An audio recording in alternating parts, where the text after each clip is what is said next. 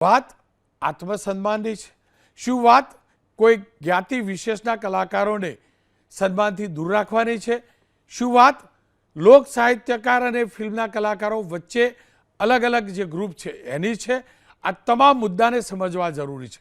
પરંતુ સૌપ્રથમ અવાજ વિક્રમભાઈ ઠાકોરે ઉઠાવ્યો અને વિક્રમભાઈ ઠાકોરે એ નિવેદન આપ્યા બાદ સોશિયલ મીડિયા પર પહેલાં એ નિવેદન આવ્યું, ત્યારબાદ પત્રકાર પરિષદ પણ ગઈકાલે કરી. આવા સાંભળી લઈએ વિક્રમભાઈ ઠાકોરે શું કહ્યું. દરેક કલાકારો સ્વાગત કર્યું, બહુ સારી વાત કહેવાય. બધા મોટા મોટા કલાકારો છે.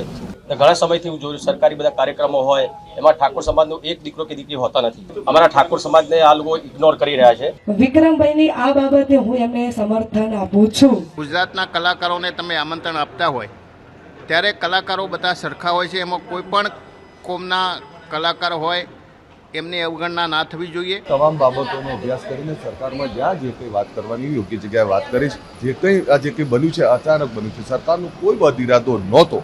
કોઈ નિર્ણય લેવા વાળાની કે બોલાવવા વાળાની કે આમંત્રણ આપવા વાળાની કોઈના માટે સરખો ભાવ હોવો જોઈએ.